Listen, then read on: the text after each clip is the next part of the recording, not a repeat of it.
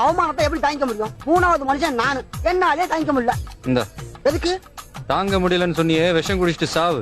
Sir ராணி இந்த பொண்ணெல்லாம் கூட sir ராணி book கேக்குறாரு. கிண்டதோட கிண்டலும் சேர்ந்து வருமா? இந்த ஸ்டார் ஹோட்டல்ல பில்லோட சேர்ந்து டாக்ஸ் வரும்ல, நான் ஏன் உங்களுக்கு வேலை கொடுக்கணும்? உங்களுக்கு சமைக்க தெரியாதுல, அதனால. எதனாலடா காதல் வருது? வேற வேலை வெட்டியில அதனால வருது. இப்போ உங்களுக்கு ஏதாவது முக்கியமான வேலை இருக்கா? இருக்கு. என்ன? உங்ககிட்ட பேசிட்டு இருக்கிறது. பாய் தண்ணி காண நான் யூஸ் பண்ணிக்கிட்டேன். இது ஏன் தண்ணி பா? ஏன் தண்ணி, ஏன் காத்து, தரமாட்டேன், விட மாட்டேன்னு பக்கத்து ஸ்டேட்கார மாதிரி பேசுறது ரொம்ப தப்பு. பச்சை தண்ணியில பாலிடிக்ஸ் மிக்ஸ் பண்ணிட்டு போறேன். கேப் உங்களுக்கு நல்லா இல்ல.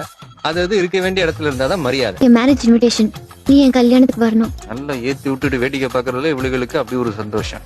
நான் உன்னை காதலிக்கலையே. எனக்கு அதை பத்தி கவலை இல்ல. உங்ககிட்ட கிளாஸ் காணும், 4 பேர் இருக்கும், 3 கிளாஸ் தான் ஊத்துறேன். உனக்கு தெரிய வேண்டாம், இவன் தண்ணி அடிக்க மாட்டான். இல்லன்னா குடிக்க மாட்டேன். தண்ணி அடிச்சு தாடி வளர்த்து செத்து யாரும் காதல வாழ வைக்க முடியாது. வாழ்ந்துதான் காதல வாழ வைக்க. அருணா மேல உனக்கு கோவம் இல்லையா?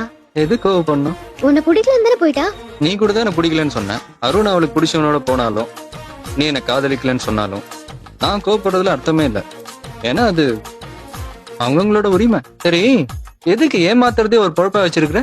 ஏமாத்துறதுதான் தப்பே தவிர ஏமாந்து போறது தப்பு இல்ல. நட்புங்கிறது லைப்ரரியில கிடைக்கிற புக்கு மாதிரி, அதை யார் வேணாலும் படிக்கலாம். ஆனா காதலுங்கிறது நம்ம எழுதுற டைரி மாதிரி.